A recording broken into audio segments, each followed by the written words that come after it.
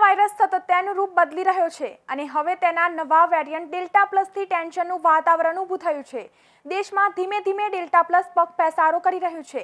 તેની સાથે ભારતમાં ડેલ્ટા પ્લસના કુલ 50 કેસો નોંધાઈ ચૂક્યા છે। સૌથી વધારે અસર મહારાષ્ટ્રમાં જોવા મળી રહી છે, તો પાડોશી રાજ્ય ગુજરાતમાં પણ ડેલ્ટા પ્લસની એન્ટ્રી થઈ ગઈ છે। સુરત અને વડોદરામાં એક કેસ નોંધાયા છે।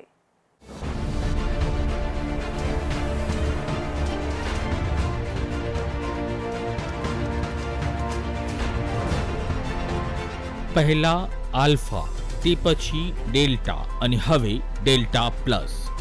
દેશ કોરોનાથી મળેલી રાહતને હજુ મહેસૂસ પણ નથી કરી રહ્યો। ત્યાં ફરી એકવાર વાયરસના ડેલ્ટા પ્લસ વેરિયન્ટેશને ટેન્શન વધારી દીધું છે। કોરોનાના ડેલ્ટા વેરિયન્ટના સ્પાઇક પ્રોટીનમાં એવો બદલાવ આવ્યો કે તેણે દેશને ફરી ચિંતામાં મૂકી દીધો છે।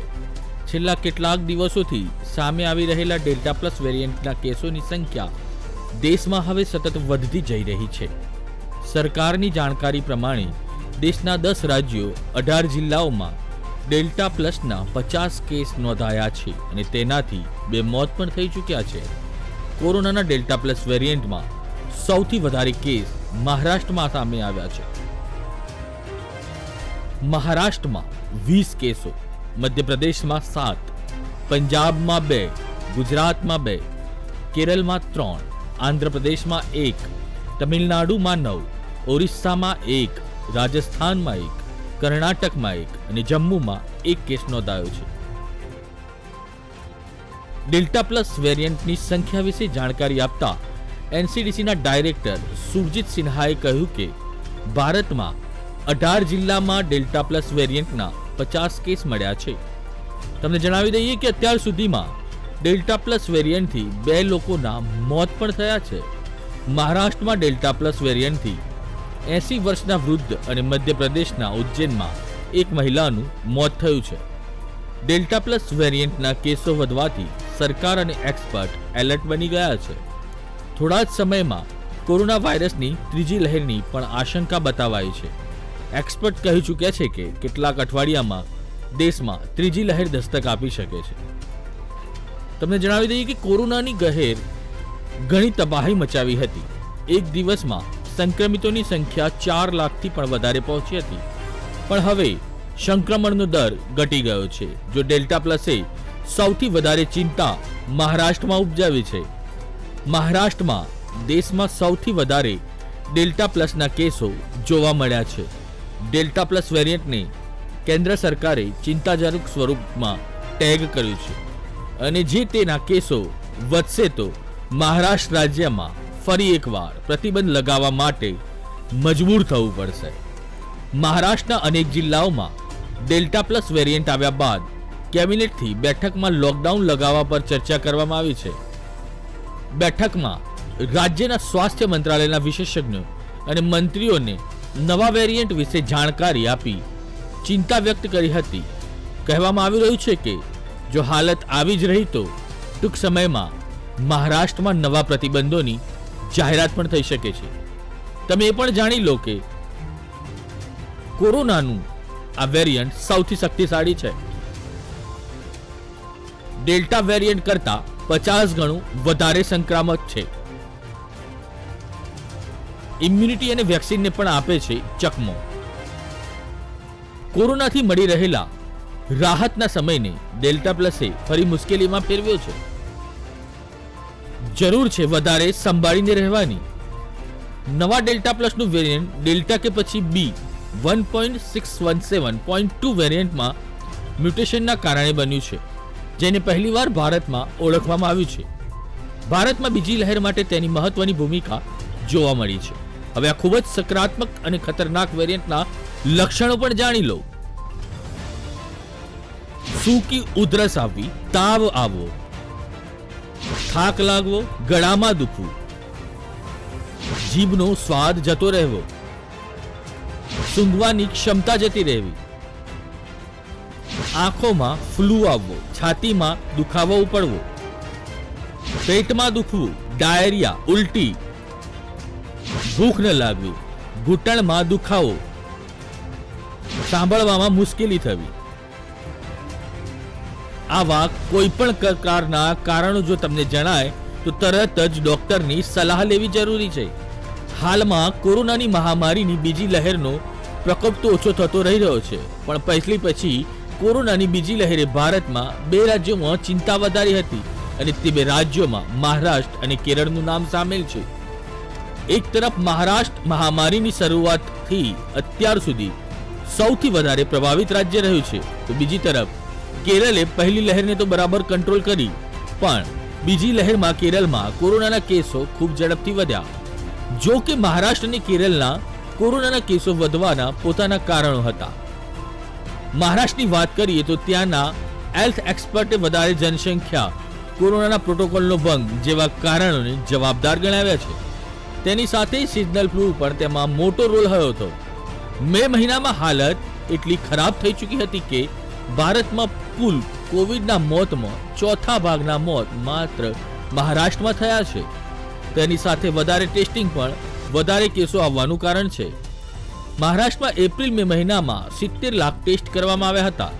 નવેમ્બર 2020 થી જાન્યુઆરી 2021માં જ્યારે કોરોનાનું સંક્રમણ ઓછું થયું હતું ત્યારે પણ રાજ્યમાં 18 લાખથી વધારે ટેસ્ટ કરવામાં આવ્યા હતા. તો કોરોનાની પહેલી લહેરને કેરળે ઘણી સારી રીતે કંટ્રોલ કરી હતી, પણ બીજી લહેરમાં તેની હાલત ખરાબ હતી. એક્સપર્ટનું માનીએ તો તેનું કારણ ક્યાંક ને ક્યાંક કેરળ વિધાનસભાની ચૂંટણી રહી હતી. એપ્રિલના પહેલા અઠવાડિયામાં ચૂંટણી હતી, તેની તૈયારીઓમાં માર્ચથી શરૂ થઈ ગઈ હતી. પાર્ટીઓ કાર્યકર્તાઓએ જબરજસ્ત રીતે કોરોનાના નિયમોનું ઉલ્લંઘન કર્યું હતું. જો કે મહારાષ્ટ્રની જેમ કેરળમાં પણ ટેસ્ટિંગમાં કોઈ કસર છોડાઈ નથી. કેરળમાં લગભગ 40 લાખ ટેસ્ટ કરવામાં આવ્યા હતા.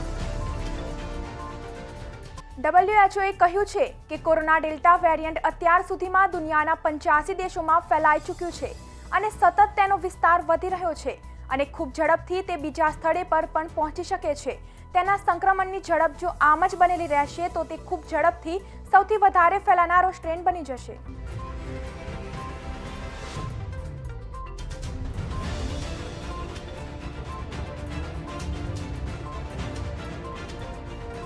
પહેલી લહેર અને તે પછી બીજી લહેર બાદ હવે દુનિયામાં સૌથી વધારે ડેલ્ટા વેરિયન્ટનો ફેલાવો થઈ રહ્યો છે. WHO આપેલા એક અપડેટમાં જણાવાયું છે કે વૈશ્વિક સ્તરે આલ્ફા વેરિયન્ટ 170 દેશોમાં, બીટા વેરિયન્ટ 119 દેશોમાં, ગામા વેરિયન્ટ 71 દેશોમાં, ડેલ્ટા વેરિયન્ટ 85 દેશોમાં ફેલાવાની સૂચના આપવામાં આવી હતી. આ અપડેટમાં કહેવામાં આવ્યું છે કે ડેલ્ટા વેરિયન્ટ જ વૈશ્વિક સ્તર પર 85 દેશોમાં મળી આવ્યો છે. WHO તમામ વિસ્તારોમાં રિપોર્ટ કરવામાં આવી રહ્યો છે કે છેલ્લા 2 અઠવાડિયામાં આ વેરિયન્ટનો પ્રકોપ 11 દેશોમાં જોવા મળ્યો છે. WHO કહ્યું છે કે કોરોનાની ચિંતા વધારનારા અને હાલમાં બીજા 4 વેરિયન્ટ પર ખૂબ બારીકાઈથી નજર રાખવામાં આવી રહી છે. ડેલ્ટા વેરિયન્ટ આલ્ફા વેરિયન્ટની સરખામણીએ વધારે ઝડપી અને ઘાતક છે અને આ જ સ્થિતિ બનેલી રહેશે તો તેનો વંશવેલો વધી જશે.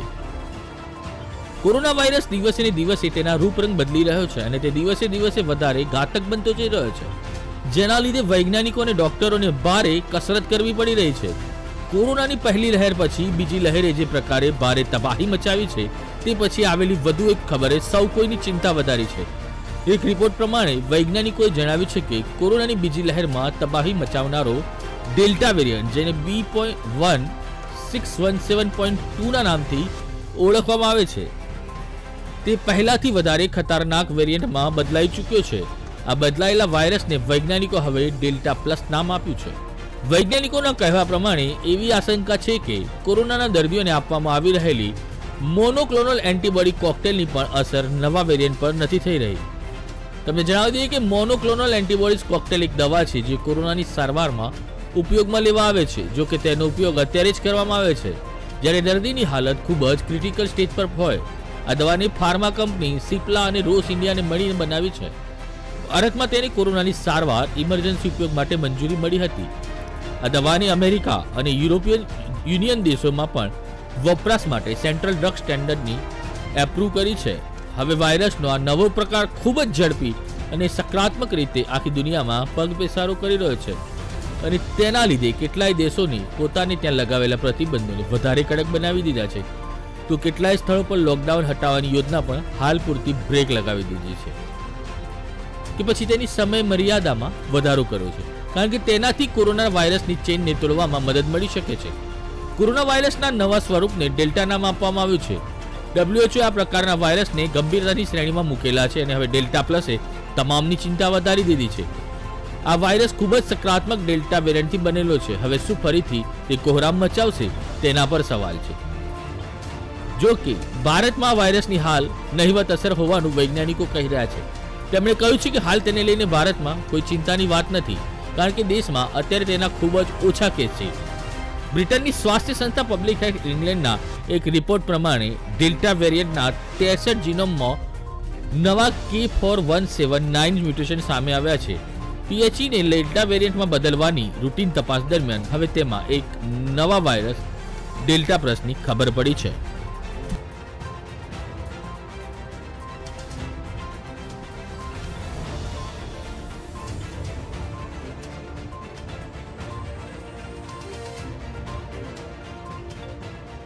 અરવલ્લી સમાચારના સતત અપડેટ માટે સબસ્ક્રાઇબ કરો અમારી YouTube ચેનલ અરવલ્લી સમાચારને. વધુ અપડેટ મેળવવા માટે બેલ આઇકન પર ક્લિક કરો અને જોતા રહો અરવલ્લી સમાચાર, એટલે તમારો વિસ્તાર, તમારી વાત.